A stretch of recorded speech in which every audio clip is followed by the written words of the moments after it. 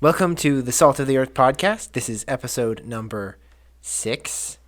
I am Thomas Pope, and this is my co-host, Jonathan Cobb. And that is the intro. Today we're here to talk about stuff. That's what we do every day that we do one of these. So, things on the agenda for today are, 1, talking about Jonathan's video about him being different. And 2, we are going to talk about living separate from the world, or separation from the world. I don't know how to say it. Be in the world, but not of it. Yes, that. There's a good song about that I don't know the name of. So, I don't know it either. Starting with your video, we're going to talk about it. Your video essentially asks a single question, and that question is, are we different? Yes. So I was trying to come up with a topic for a video, and something that I've been thinking about lately is, like at work is a good example. I don't know a lot of people at my work. Most people don't know me very well at all. Would somebody be able to tell, just from interacting with me a little bit, that I was a Christian? Mm-hmm. Because I feel like if they can't, that's kind of an issue, because we are supposed to be of a totally different people than the average person. Right. And so I kind of explored that a little bit in the video. And it's not like being different is our goal. Our goal is to be like Christ. And if we're like Christ, we will be different. So yeah, I really like your topic for this video because, so like I said, it's all based around this single, simple question. Are we different? And that's kind of a question that we all should be asking ourselves throughout our lives. But I just really like it because it is a very important issue. Like, are we noticeably Christians? You know? Because,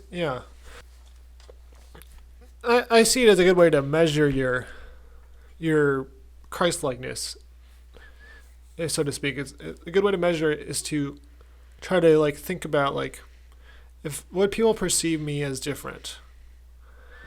I have as a story about that. I was working at Burger King like 3 years ago now. I was talking to this kid, and it came up that I was a Christian. He was like, "Oh, that makes sense. I noticed you don't swear." And I was thinking about that's kind of cool that he noticed that, but that's not the only thing that. But it should be more obvious than that. That's not the only difference that should be noticeable. Yeah, that's a good place to start, but it definitely should be more obvious. Because there's you just don't have to be a Christian and not swear, obviously. Yeah, so that's just one simple thing where it's kind of you learned from from someone else, from an outside perspective, what was different about you than most other people, and it was that you didn't swear, which is a small thing, but it's a thing nonetheless. So this is something I've noticed before too, because going to school, going to college, I had a lot of classmates and things, and most of them I didn't know whether they were Christians or not. I didn't talk to them very much, except for a few of them. And then I eventually, a few semesters in, I started going to Christian groups. And there at the meetings and things, the small groups or the bigger meetings, I would look around and be like, I've had classes with a lot of these people. It's I recognize all of them, but I had no idea they were Christians. And then my thought was well, that's not a very good thing, right? Shouldn't I have at least caught hint of it? And then, of course, the natural step for me is then turn that question on its head and ask them for myself is would they have recognized that I was a Christian, right? Yeah. So to me, it was at once a powerful realization that a lot of Christians don't live super obviously Christian lives, but also, was I? No. And it's I was thinking about we are more than happy to like do all the Christian things when we're at home. Like, pray before meals, um, Mm-hmm. just read Bibles, all that stuff. But sometimes I feel like either maybe even unconsciously, like we don't even think about it. Like we may avoid doing some things when we're in public. Or like kind of try to conceal the fact that we're doing them. Yeah. Like, so yeah, like you mentioned praying at meals. So like I know there've been a few times when I've noticed like eating in public somewhere where I'll like pray very discreetly. Maybe I won't even close my eyes or something. Mm-hmm. And I caught myself doing that, It just for whatever reason I just didn't want to. I guess I didn't want to single myself out, just subconsciously. Yeah. And so I've been guilty of that too. Um, and so I think like praying at restaurants is like a very very good exercise of your faith, Mm-hmm. just as to overcome that like mental obstacle of, oh, well, I don't want to be like noticed. Right. As And just pray boldly and out loud, yeah. instead of trying to conceal it or reading your Bible in public, that kind of thing. Mm-hmm. Because I know sometimes, I think as humans, a lot of us have this like a fear of standing out, of singling ourselves out, of becoming different. Yeah. We don't want to. We want to be. We want to be mostly like everyone else, so that everyone else gets along with us and everyone likes us. Essentially, that's kind of natural. But I think as Christians, we have to kind of overcome that because we are supposed to be different. Mm-hmm. Not different for the sake of being different, but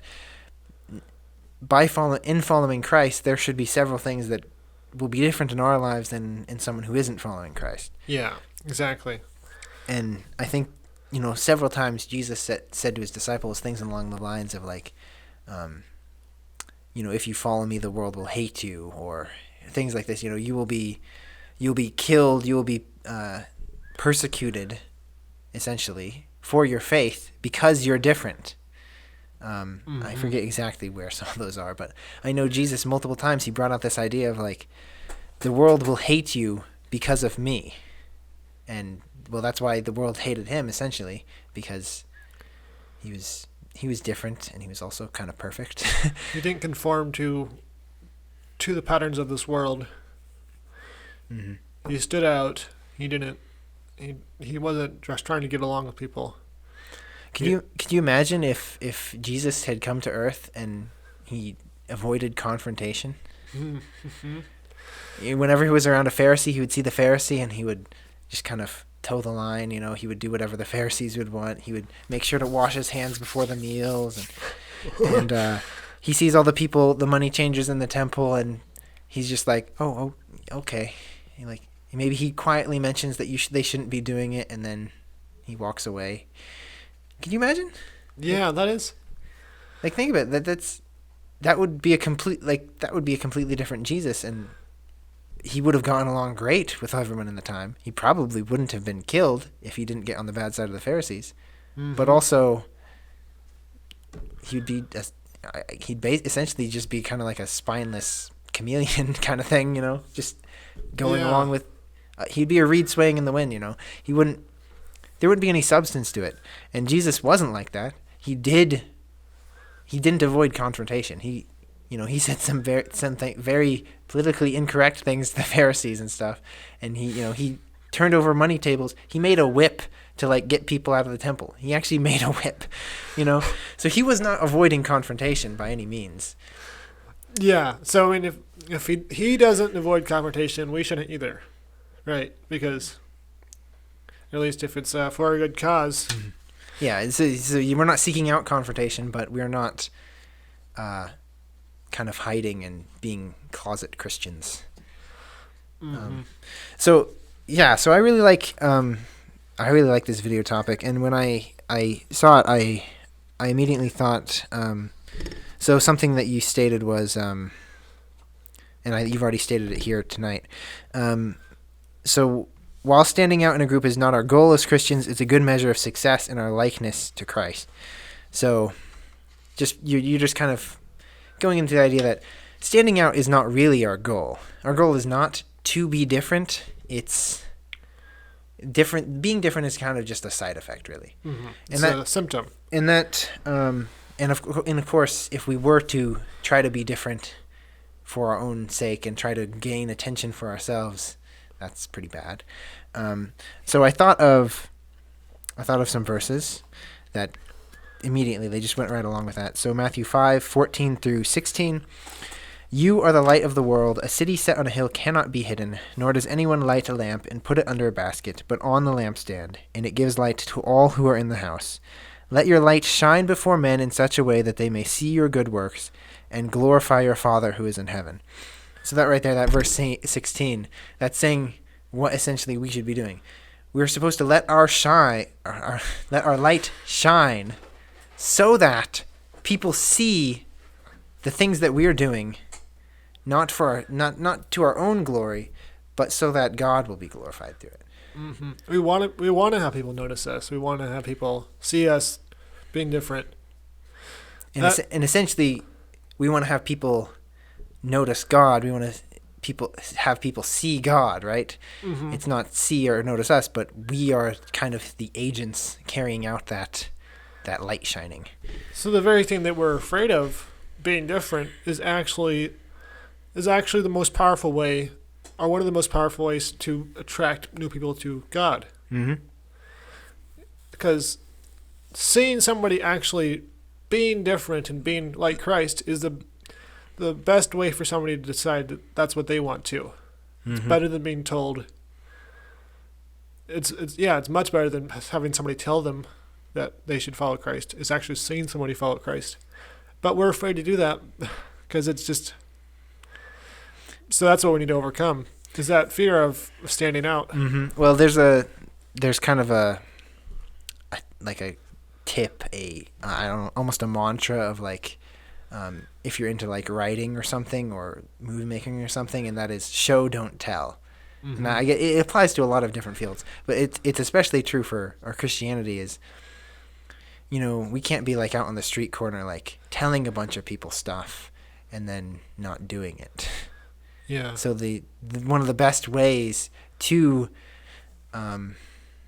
expose someone to something and engage them in it is to show them.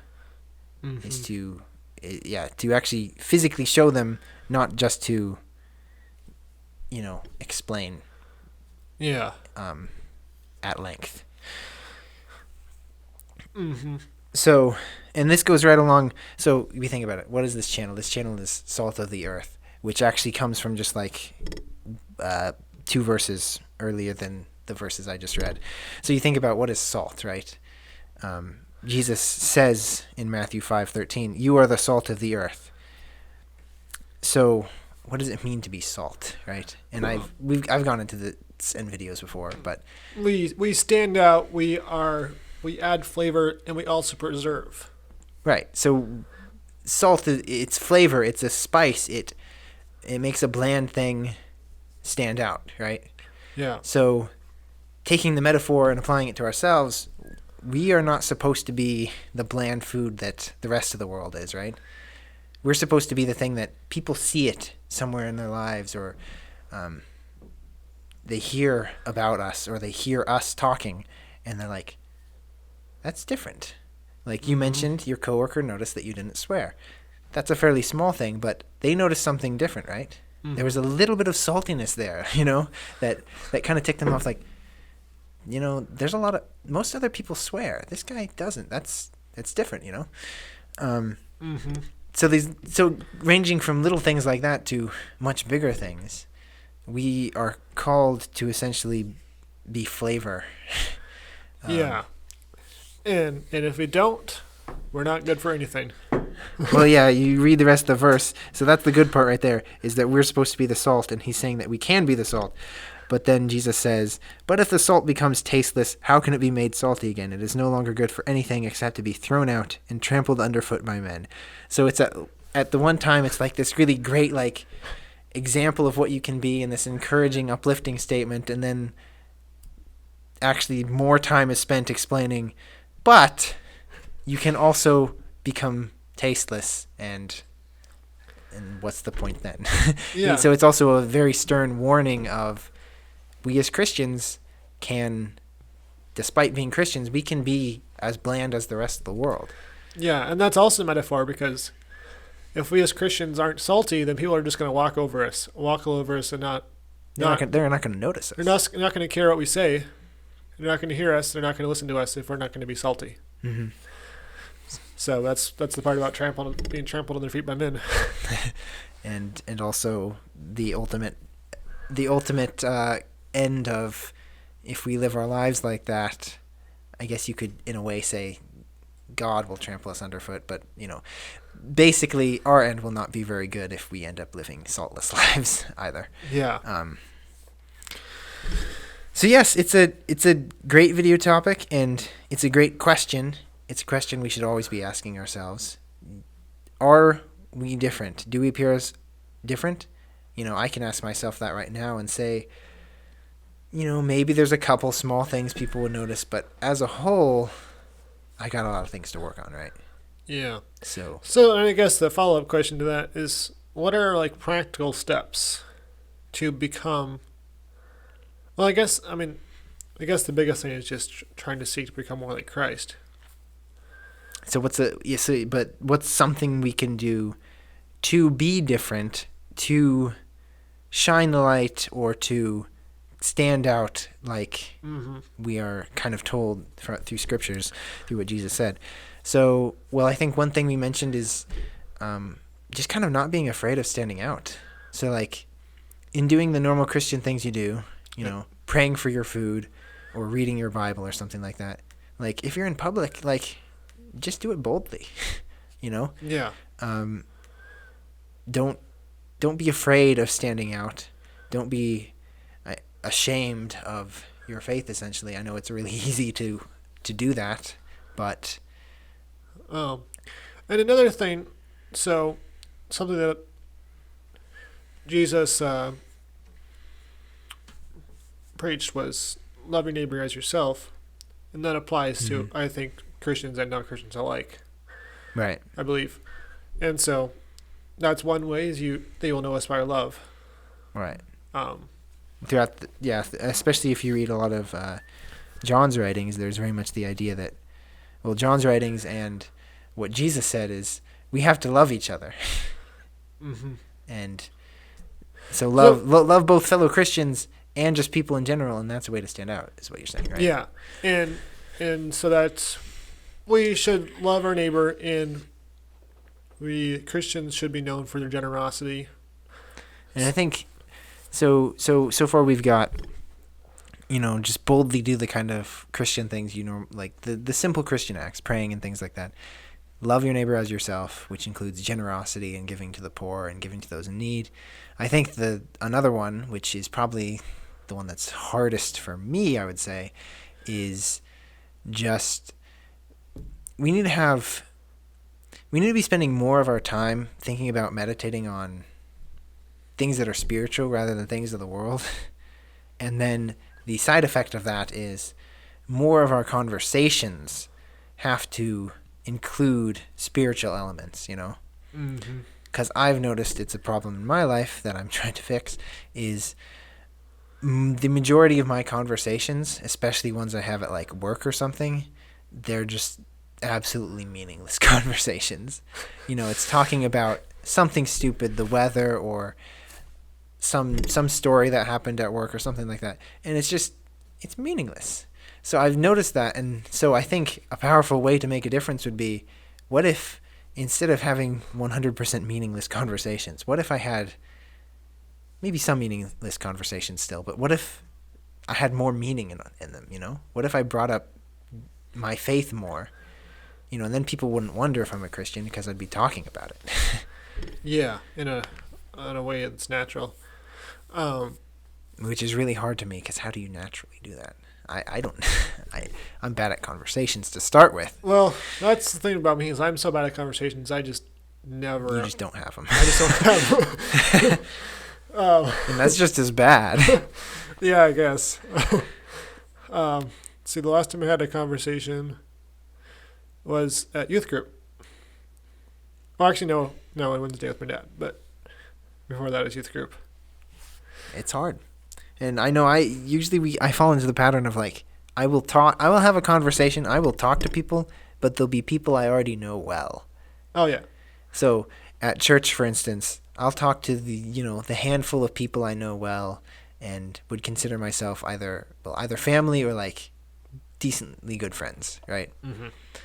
And then if there's somebody else, like talking to them is like a challenge.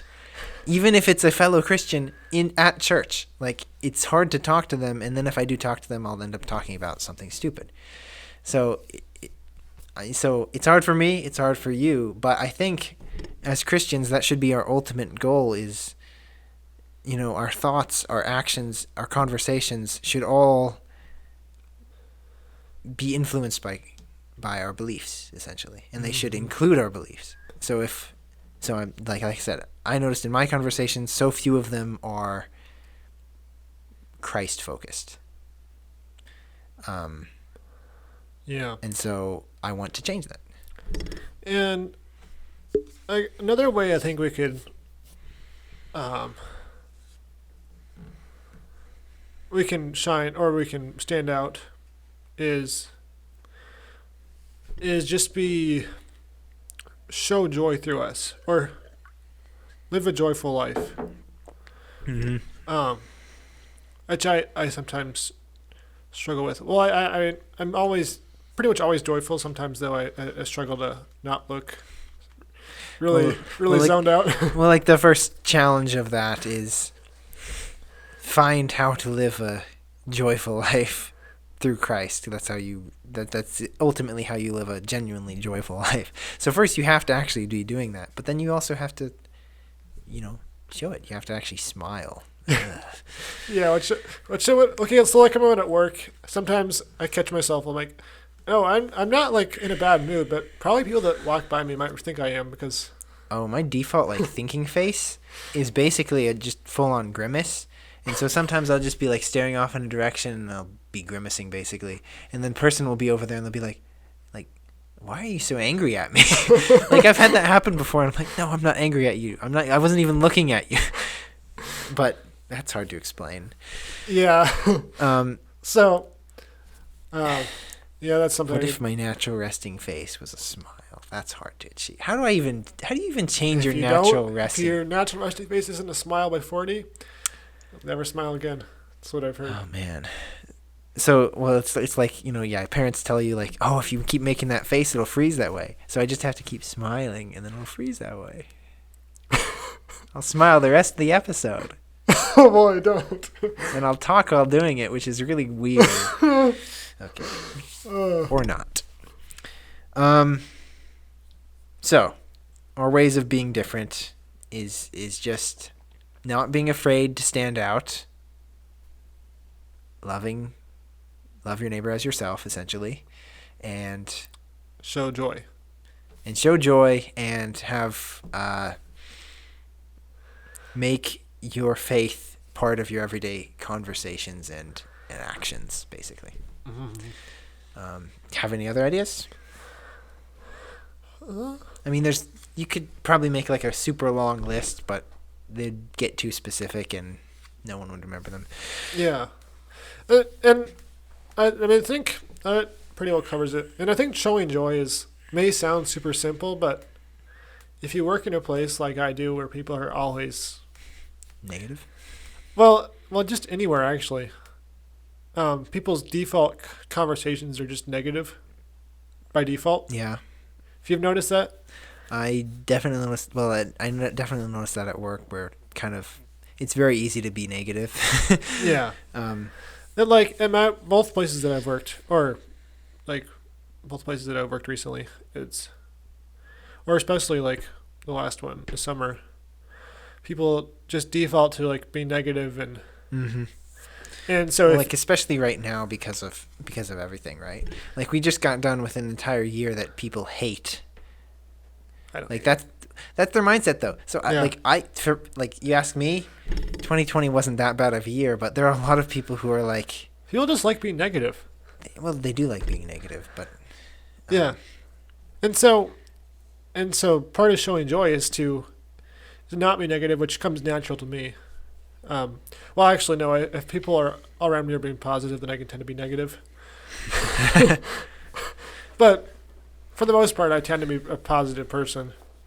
this actually reminds me of a story of one of the leaders at one of the college like Christian groups I attended, because so he grew up not a Christian, and he was going to college and he still wasn't a Christian, and then I don't remember how exactly. He had some friend who was a Christian who he eventually learned about Christ from, and he ended up becoming a Christian.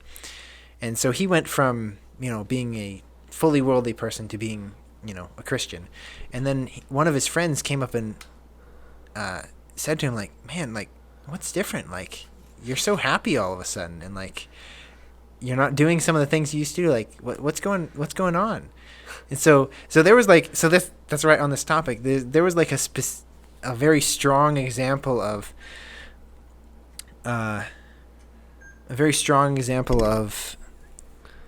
being different and someone noticing it. Like, because when you go from, being a college student who has grown up out of the church to all of a sudden becoming a Christian, that can be a fairly, dramatic change. Yeah, that would be. And especially if you were going from being from like a fairly negative person or something to all of a sudden you start being positive and joyful because you found this new hope. They could be a big change, Mm-hmm. And so can we, we don't have to be new Christians to be that kind of change. We can be joyful all the time, and then we can, through that, be different from all the negative people.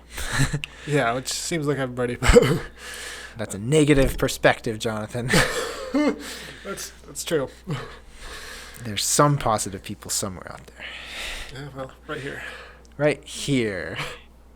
I was going to look at the camera. I just kind of ended up looking off into like the blank space over there. It's too many cameras. Too many cameras. Okay, so that's your video.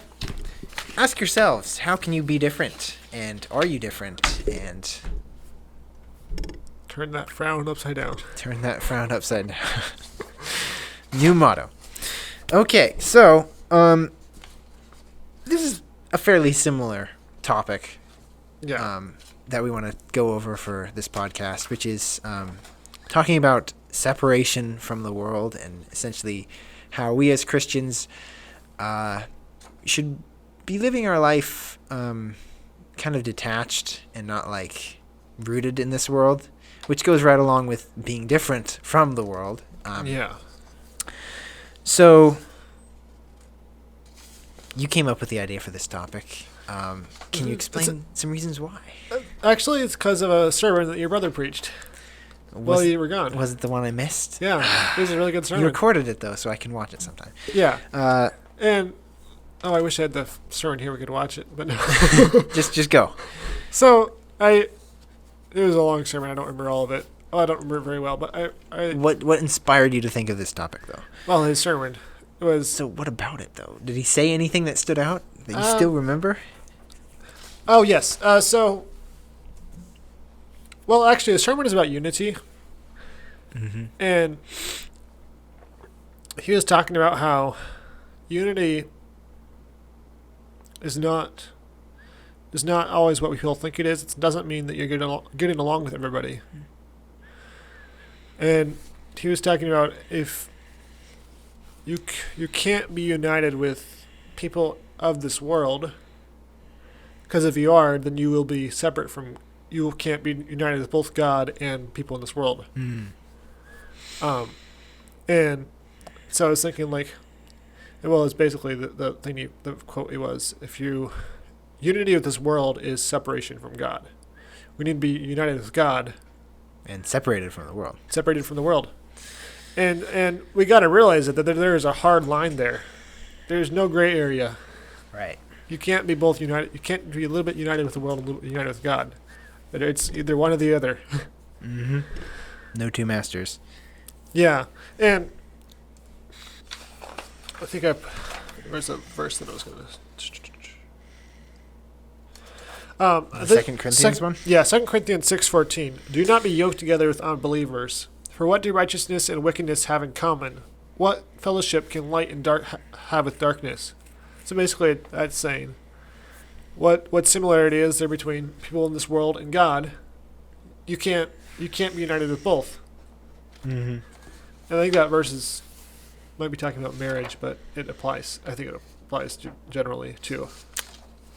I can't say for sure. I don't remember exactly if it was talking about marriage specifically or not. But yeah, I would definitely apply it for more than just marriage. So like getting into like a business partnership or something. Mm-hmm. Like if you were going to be like anything co-founder or something with somebody who's got completely different beliefs than you, it's not going to work out, right? Yeah. Anything where there's I mean anything where there's like intimacy or commitment or trust. Or like a high level of trust. Yeah. So anything serious, I mean, obviously you can be friendly with people in this world. You can work with them. You can employ them. You can work for them. You just have to be careful. But we can't be one with them in mind or in goal. Yeah, because if you're too much like them, then you're not too much like Christ, basically. Yeah.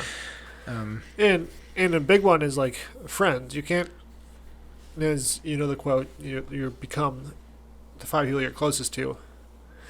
If 3 people that you're closest to are non-believers, it's not gonna work out very well for you.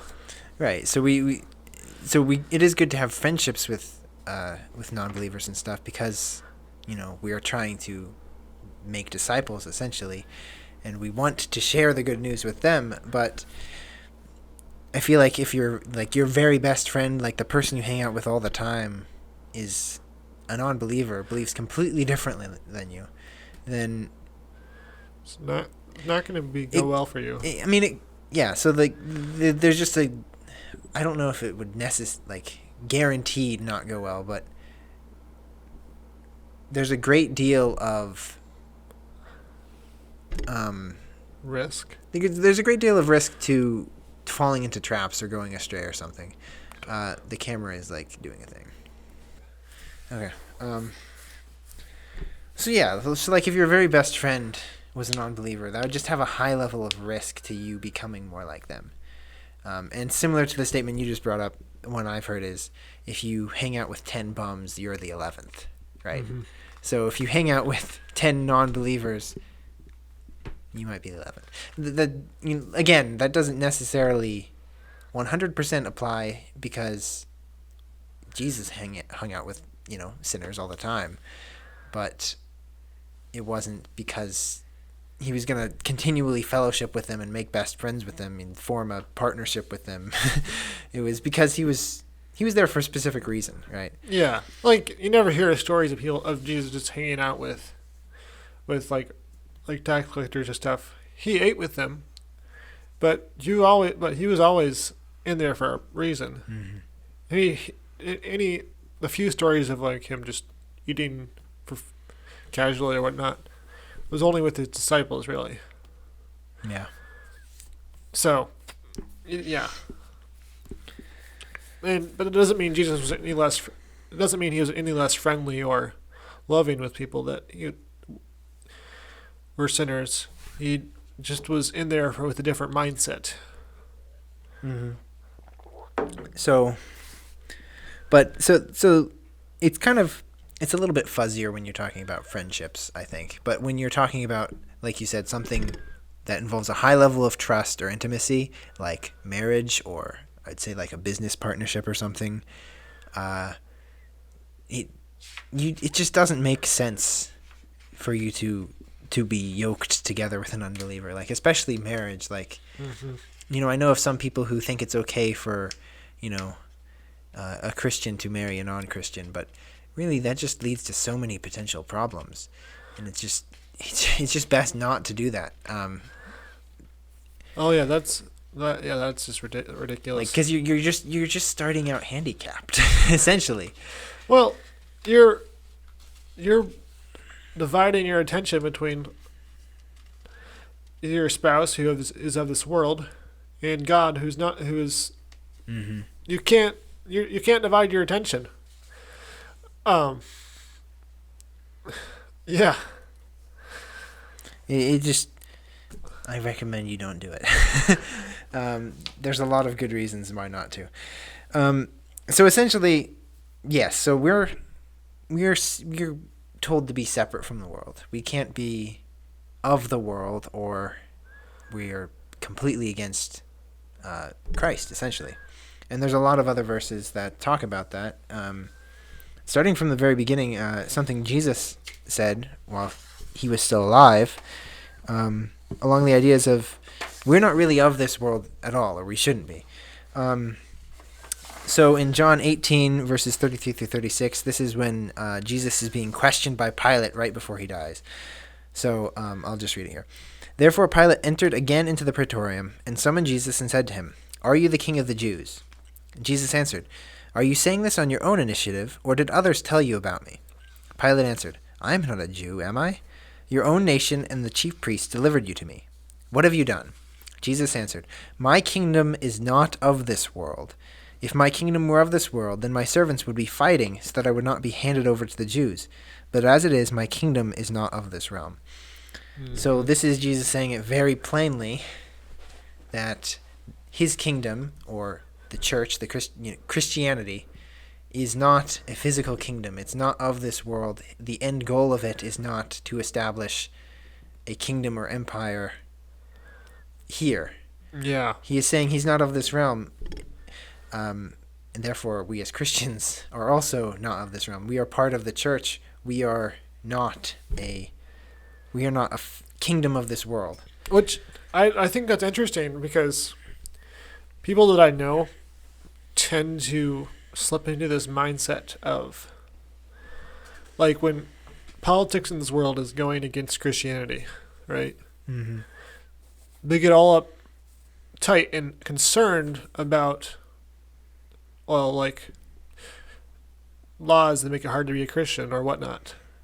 Mm-hmm. But if you really apply this verse, it shouldn't if you apply the idea behind this verse, we shouldn't be concerned with where this world is going because we are not of this world.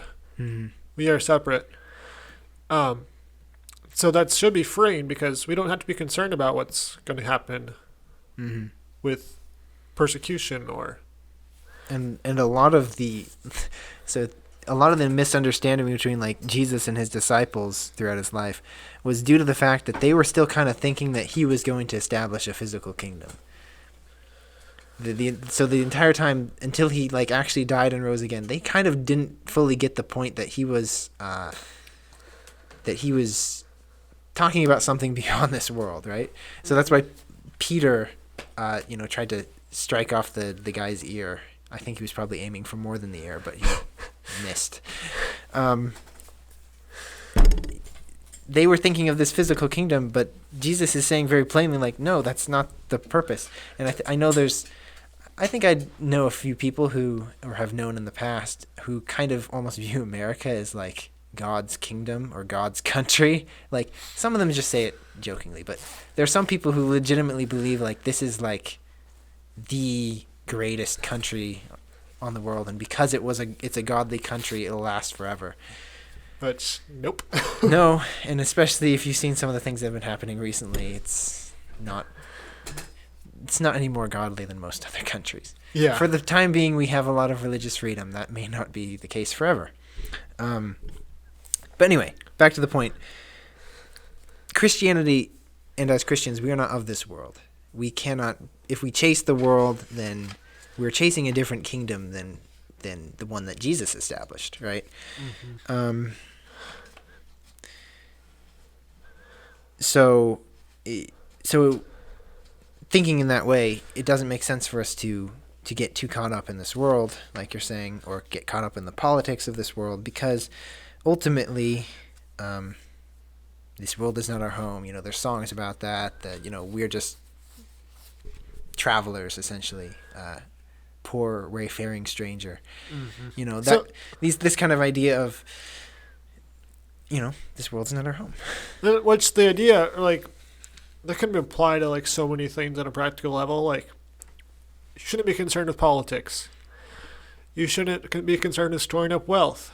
You shouldn't be concerned with religious freedom. It just releases so many distractions if we really hold to this teaching. You shouldn't be too concerned that you accidentally threw something away instead of recycled it. Sure. And another thing is like, you shouldn't be concerned with having great big church buildings. We shouldn't be concerned about Yes. money in general. We should be happy to have house churches and Because ultimately, what we are striving for is on a completely different level than any physical location or possessions or items or anything. So it's beyond a building. It is us. It is our spirits, our own spirits and souls, and we God. are the tabernacle. Our bodies are the tabernacle, and it's easier for people to like get all caught up in like church buildings and stuff because they see that as the physical representation of their faith, which is so wrong. It is, and so we're talking about how other people see Christians, like we were earlier. I drive by and I look at some churches, the buildings they create, they're like these massive conglomerate, like temples, basically. And I have to wonder, like, when non-Christians drive by and they see this multi-million-dollar building here, what are they thinking? Like, Fair what are point. they thinking?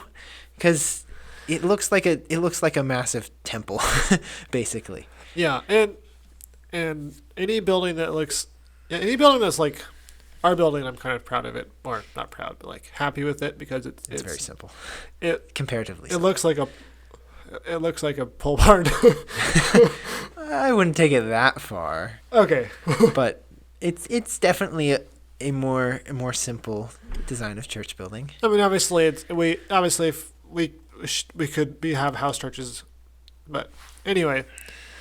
But if you have a church building where you start getting concerned about things like your architecture and your big fancy like Stained glass. all that stuff, it's hugely hypocritic or very hypocritical. Well, it's just totally missing the point. Yeah, None of that really matters. and Well, like I recently visited a church, and it's a fairly old building, and it had the one main room, which was a fairly small room, and then it had a second room where they sometimes did like extra classes or things, and then it had like a hallway with bathrooms. That was it. So the entire thing, I mean, you guys can't see this, but it was maybe like a little bit bigger than this basement. oh wow. Maybe a little bigger. So actually with COVID right now, they had to set up a TV in the second room and stream the service from the one room to the other room because of, wanting to distance. So, Wow.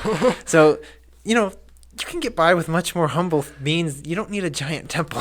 Yeah, and another thing to remember is that the church, if even if we wanted the temple just for like the reasons of like growing the church, like somebody could make the argument that we have this nice big building to attract like families to come because we have like this nice nursery or et cetera, et cetera, et cetera. They can make all these rationalizations. Right. The church grows the fastest.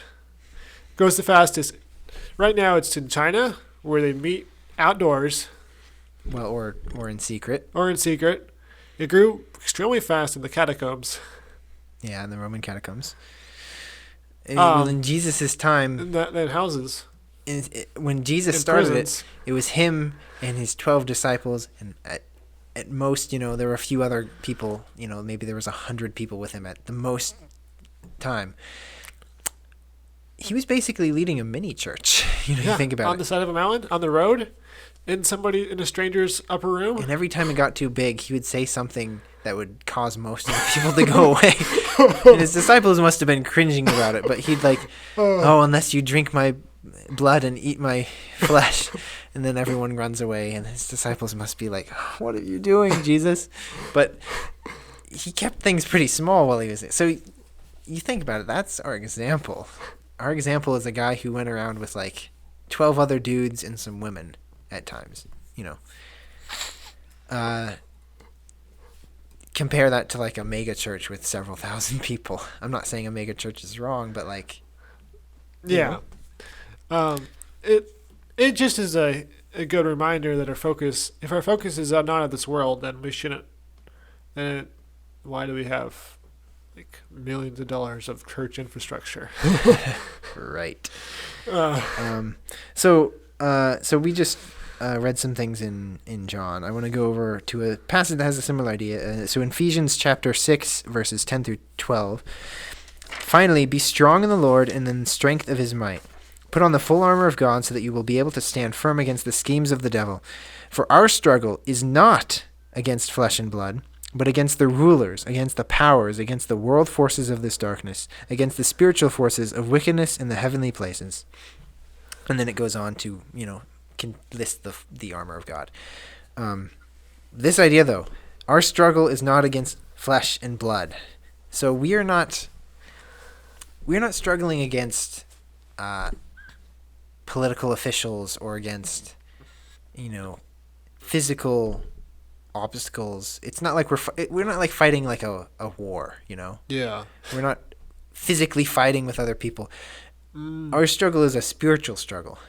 Yeah, and that is a good point, because I mean sometimes Christians tend to get focused on like we're against these people because they're doing these bad things, or this group or this organization because they're doing all these bad things. But this is a good reminder that we're against the devil, and he is working through these people or through these groups. And so we shouldn't be thinking like that, because that can separate us from being sympathetic or being loving to them. And we shouldn't get into a mindset of getting caught up in like being too zealous about what's happening politically, because that's a physical struggle, So like being a great patriot and trying to fight for the survival of the country the way you think it should be, that's, well, kind of going back to what we were talking about earlier, that's kind of like being yoked with something that isn't spiritual. Yeah, like people that are too involved in politics, they're yoked with the country or their political affiliations. Yeah, so just like if you were married to a non-believer, that's going to distract you a lot. If you are really like into to politics in an unhealthy way, you are devoting a lot of time and attention into something that ultimately has nothing to do with Christianity. unless you were to use, whatever, like if you gained a political office, if you were to use that as a Christian to do God's will. But and something that I've believed for a long time is that if we really want to change this country, we should do the same things that Jesus tells us to. I mean, right. we should be reaching the lost. We should be serving the poor. We should essentially be ignoring the political side of things. We should just live as Christians, and that's the best way we can do to change things. Exactly, because if we have a Christian revival in this country, that's going to change this country much faster than any political party can. Any political movement or part, yeah. So any political figure, party, movement, whatever. A Christian revival is going to have a much stronger and deeper impact in our country. And so just doing what we're supposed to be doing is going to be much better anyways. Right.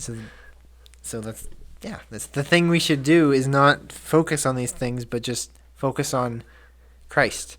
And then if we embody Christ, then we will make an impact. Then we will be different in a way that outshines what we could do if we were trying to do it by physical means, essentially. So I guess point number one is we are not of this world. As Christians, we are a separate thing And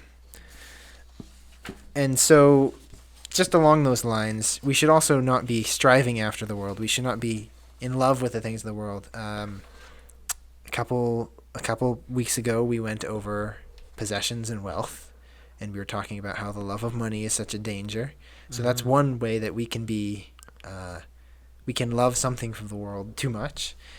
Last week we talked about traditions. Traditions can also kind of be a similar thing where we're loving this physical tradition or this man-made kind of law. When it comes down to it, so here, let me read a verse, which just basically states what I've been stating, but it's the Bible, so it's better. 1 John 2:15-17. Do not love the world, nor the things of the world. If anyone loves the world, the love of the Father is not in him. So that's a pretty strong thing to say right there. The love of the Father is not in him. That states it pretty obviously. For all that is in the world, the lust of the flesh, and the lust of the eyes, and the boastful pride of life, is not from the Father, but is from the world. The world is passing away, and also its lusts, but the one who does the will of God lives forever. So, very clearly state. So like you mentioned earlier, if we are united with the world, we are separated from Christ. If we love the world, the love of the Father is not in us. So this passage further highlights just how you can't have the two focuses at once, I guess. And also, what I love about this passage is it mentions that the world is passing away. It says all of this stuff that you can chase if you want, it is all just going to go away. And that's another thing we need to keep in our minds. And then it says the one who does the will of God lives forever. So we're not fighting a physical battle. It's not a physical worldly struggle. Because all the worldly things are going to end. We're fighting a spiritual thing, and the spiritual things last forever, right? Yeah. They go far beyond whatever we could gain in this world, essentially.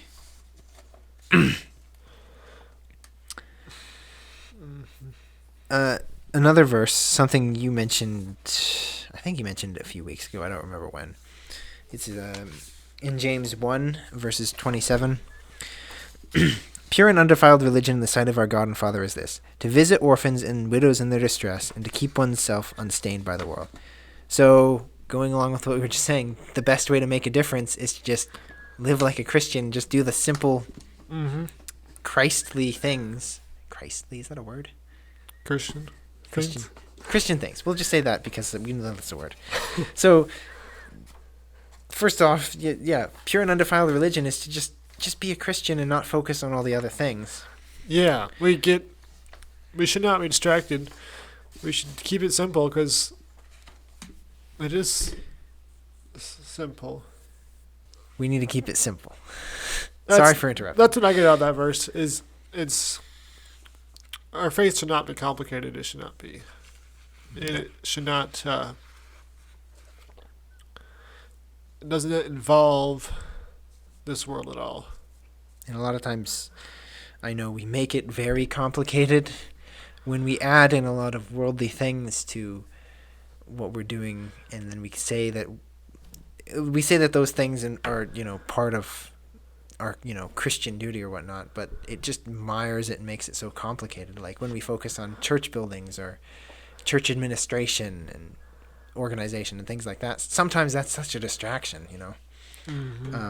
Just keep it simple. Yeah. So another thing about being separate from the world. Well, I want to mention one more thing about this verse real quick. Oh, yeah. The second part is, and to keep oneself unstained by the world, which is, I think, equally... So, one, your religion is simple. Two, keep yourself unstained by the world. You think of stains, right? Something that stains is like... You don't like it. It's not good, right? You don't like... It's something that you can't get rid of if it's stuck on you. Like, you usually don't want to spend too much time around something that stains you, right? Like, you don't want to be handling something that's all oily or something if you know it's going to get your clothes and your hands black with oil or something like you know. You don't want to spend too much time around it. When you think of the world as something that stains you, like all of a sudden, with that perspective in mind, the world is not such a good thing. You think of it as something that stains you, and then it's something you want to avoid, kind of, and actually kind of appropriate. This shirt I once got a stain on. It's no longer there.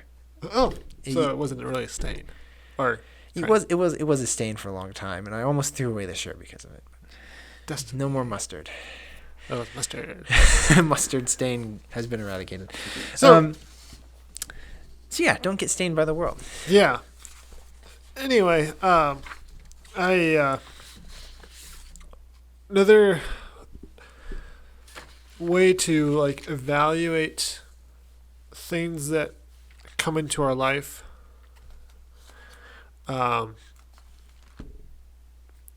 would be to, like, if there's like a difficult, like, say a controversy that we were trying to deal with, way to evaluate it would be to just look at it in the light of, is this thing that I want to do, is this of the world or is this of God? Was this instated by God or is this instated by culture? And I think if we look for it, it's not hard to make that distinction on a lot of things. Right. It's just a matter of asking the question. Yeah. So I have a story with this. I was once having a debate with a guy. This was at a church camp, believe it or not, about whether gay marriage is something that got it or something that's good, I guess. Acceptable. And eventually that's what I asked him. We got a little heated, which is probably not appropriate for the situation, but we were young. Eventually that's what I asked him, because I was like, in my mind, you can't find any positive anytime God's saying that this is good in the Bible anywhere.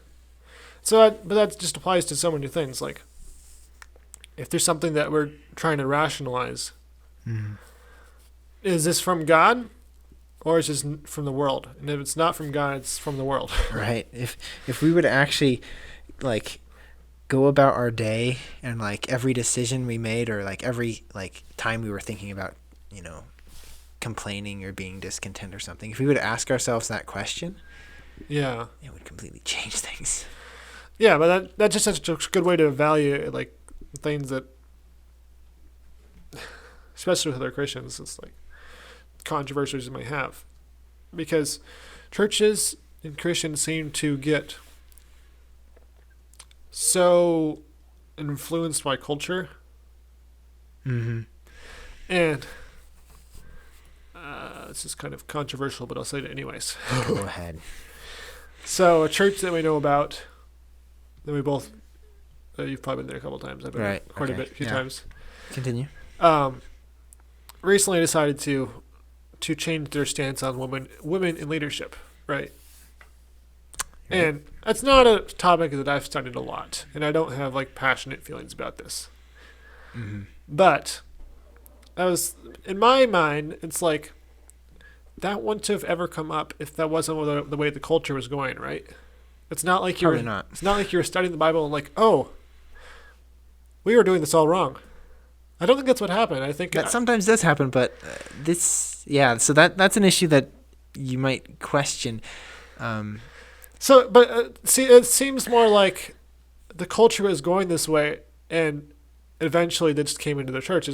And then the church started studying the issue and came to the same conclusion as the culture. Yeah. It's almost a little bit coincidental. So we can't jump to the assumption that it was like that, and so I can't say that I have fully I don't say I can fully 100% like study this issue either. But yeah, whenever you're thinking about making a change, and that change is in line with what would be the popular or the mainstream belief, you should be very careful. Very, very careful. Because maybe it is okay, but Maybe you're following the culture. you might very well be uh, trying not to stand out. You know, you might be trying to be the same so that you're popular, right? Yeah, And so that's because definitely a belief that nowadays where um, you could be more popular for allowing women in leadership, or a lot of churches, you know, different denominations nowadays the push is just freely allowing homosexuals, yeah, gay marriage, which abortion. yeah, so all these different issues, which you know, I believe if you looked in the Bible, you would find things against them in one way or another. There are a lot of churches that have just they started freely, you know, they've changed in line with the culture, Yeah, which this is I not don't separation think from is the a world. coincidence that it's happening at the same time as the culture is changing. You know, Yeah, it's like, see, because like if the church, like if they legitimately studied it and come to the conclusion on their own, wouldn't they have started coming up with this stuff like 50 years ago, 50 years 100 ago? years ago. But instead, they're allowing this stuff when the culture is also becoming more okay with it. Yeah, if the church was gonna make a change on something that was completely unrelated with culture, it would be a lot different. But it seems it's hard to believe this is coincidence that they happen to to make this change at the same time the culture is pushing them to, and it's like, well, we studied the Bible, and they didn't study it. I'm not saying they didn't study it, and I'm sure they studied it very it for hard. months, actually. Yeah, they studied very, very hard, but it still seems like if they wouldn't have, if the culture wouldn't have pushed this way, they probably wouldn't have gone. All right, it's kind of an issue where it's like we can't judge their motives, really. Yeah, It's just, it does smell a little bit fishy, you know. There's maybe like a red flag that pops up, and it's kind of like, just like, yeah, I wonder. But we can't judge because we don't know their full motives and things. All we can essentially do is look at what the Bible says ourselves on the issue of women in leadership, or on any issue, and see what we think it says, you know, and hopefully try to spread that to those around us, and to make sure that when we are making decisions, we are not making the mistake of following after the culture. My throat is really dry. we got to change our mindset to seek what is right and to seek approval. And in some cases, it does match up, but not as a rule though. It's probably probably less often than more often. Well, I mean, there's a lot of passages in the Bible where it's very clear that, like, at least if you were the kind of Christian that I think we should be, you're going to get hate for it. You're going to get persecution for it. And if we're not, well, part of that's because we're, you know, here in America, we're fortunately in a pretty country with a lot of religious freedoms. But I think if we were following Jesus' example, you know, and like doing stuff like turning over money tables, I'm not advocating for anything here. I'm saying, so if we did not avoid the confrontations that needed to be brought up, I think we would start getting a lot of hate and persecution that we don't get now, mostly because we're kind of cowardly Christians. So we've mentioned, so like we are not of this world. Christianity is not a physical thing.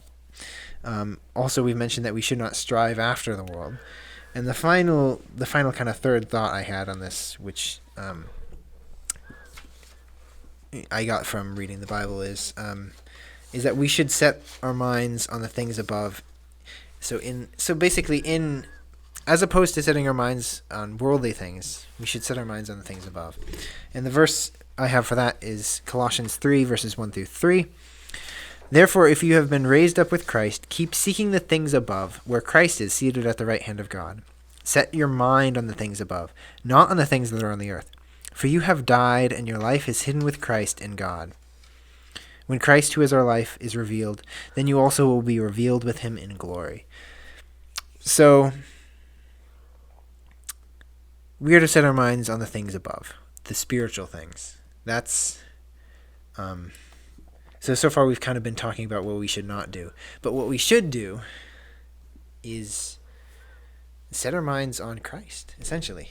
No Mhm. matter what the people around us are doing or what the culture is doing, if we set our minds on Christ, we'll come out okay, essentially. Yeah, and so we need to be daily. We need a daily focus on things above, and so we need to work on our ratios a little bit because all of us we have jobs, we have lives, we have things we need to do, and all that is worldly stuff. And we should work on our ratios a little bit more so we're balancing it out, and we're have the majority of our energy is going towards things above. Mm-hmm. Um, do And you sorry, go ahead. do you want to talk about what we were talking about before we started recording? I don't remember what we were talking about before we started recording. Like Oh, so how we both kind of have this idea of all right, now I remember. So essentially, so growing up Christian, um, we're both pretty well used to the typical Christian things that you do. You go to church on Sunday, Wednesday if you have Wednesday, and then you maybe have like a youth group or something else during the week. Mhm. But that we were thinking about how that's not really that much, right? Yeah, compared to what we do for this world. Compared to what we do for this world, where we spend all of our free time for us, essentially. So I was thinking, and this thought came from me thinking about like revivals and rallies and things like that. So have you ever been to like a rally or a retreat or a camp or something like that where it was a very spiritually focused setting? You were kind of cut off from the normal things of life, and it's a very spiritually focused setting. So you like often with rallies or camps, there'll be like multiple sermons a day. There'll be classes. You'll be spending a fairly large portion of your day thinking about and devoting your time to some spiritual activity, right? Mm-hmm. And I was thinking about how when you're in those times, how you can almost feel that you're much closer to God. Yeah. That's how I would describe it. Is I can feel close. I can feel like a little bit of a fire burning in me, and like, man, I want this. But then you go home, and then things kind of go back to normal. So I was thinking, and we needed to help this thought further, I guess. We're working on this. We're working on this. What if you lived your life like you were at camp or like you were in a rally or something? Mm-hmm. What if every day you were focusing more of that time, or you were meeting with other Christians every day and talking about Christ? What if every day what if it was kind of like a constant revival is the term I think of it as, where you are not just a few times a week being a Christian. You're being a Christian every day. You're meeting with Christians every day, and also the rest of the time when you're not meeting with Christians, you're thinking about and you're acting like a Christian. Yeah, So which is a lot easier if you've already met with Christians last night or you're going to this night or already did that day. When you're doing it all throughout the week, it's just easier to keep your mind engaged on that and to keep that flowing in you. Have you ever heard of Blimey Cow? Yeah. Okay, so they had this one skit about youth camp, and Jordan's point was like, youth camp is great and all, but it seems to be missing the point because they're trying to solve all these kids' problems by taking them out of their problems for a week and expecting that they'll be different when they go back home. And it's like, yeah, because they're trying to solve all the kids' problems, just taking them away for a week. Yeah, And so I see that. we need to be something like a camp or revival that we're not doing on a weekend or once a year for a week. We're doing it at the same time that we're doing our worldly tasks. Well, I can remember like a lot of camps where like it'd be like the last sermon or one of the last sermons where they would talk about how they really hoped that you would take the things you learned that week and you would you continue to use them, and you would not just go back to the normal way of life. And then, in that moment, it was really easy to say like, yeah, I'm not going to go back. And then you go back home, and normal life happens. Yeah. And you do go back. So what if We had something that there was wasn't constant. what if there wasn't that worry of going back because you're doing it all the time anyway? Yeah. Well, a great example of this is the early church. They met daily, Mm-hmm. sometimes all night. So I get the sense that like, those of them who were working, like they would work their day or something, and then they would go down to the river, or they would go to the synagogue or wherever the other Christians were meeting, and they would meet. They would. Yeah. So it was like a constant thing where like, yes, you still have to work to support yourself or something, but your free time was not devoted to yourself. You were going and you were meeting with other Christians, and Just think how much faster Christians would grow, how much closer they'd grow together, and how much more energized it'd be for Christ mm-hmm. if that was the case. It's a really great idea, and it's one I'm still kind of chewing on because it hasn't. So it's like this wonderful idea, but it hasn't gotten beyond the idea stage for me. And I want to try to make it enact Reality. it. I do too. It's a hard thing though, Like you mentioned you kind of had like a dream for like the ideal church you want to be. In my lifetime, I want to be in a church that meets daily. That meets daily, and not just like, not like we typically meet, but like this kind of constant revival kind of meeting. And Yeah. Just fellowshipping together, encouraging each other, teaching each other, growing, mm-hmm. strategizing together, thinking about your missions together. And like full-heartedly, like actually like not just saying that your goal is to make disciples, but like you're making disciples like Yeah, right now. you're in the church. You're making a disciple. You're working with this new Christian. You're working with this old Christian. I mean, Yeah, you're working with non-Christians. yeah, because I think we're missing something that the early church had, especially if the church becomes more persecuted. We need to start strengthening these Christians we have now. Mm-hmm. And by doing so, also strengthening ourselves. Yeah, So like I said, to avoid the possibility of sounding preachy or anything, we're not just saying this and then like, oh man, like, yeah, we're not doing it. They're just saying it, because at the current time we're not really doing it. But we have these ideas. We have this hunger. We think of this and it's like, man, that sounds so good. I so much want that, Mm-hmm. and we're finding ways to work toward it. And so we're sharing it right now as kind of like a way, like, you can think about it too, right? Yeah. And hopefully it sounds like a good idea to you too. And I know we're probably going to make more videos on this. So it's not just going to be the tail end of this podcast, which I don't know how many people watch to the end of these things anyway, but it's not just going to be here. I am almost certain I'm going to make more. We're going to make more videos on this because, the seed, the passion has been planted in me and in Jonathan, in me. and we got to see where it goes. Yeah. So the future is exciting. If it's God's will, this will happen. We don't know how, but we're gonna find out. We're going to find out. So, in the meantime, you can go and ask yourself, are you really that different from people in the world? Are you really being SOTE? SOTE.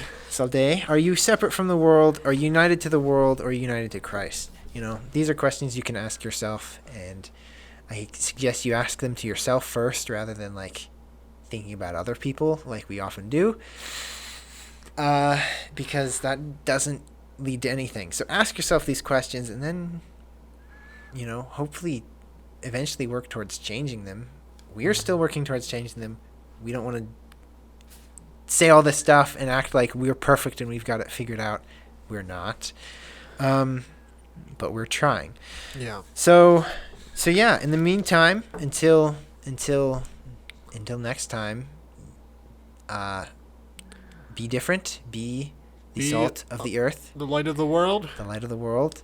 Let your light shine and before men. before men, and just be all around salty.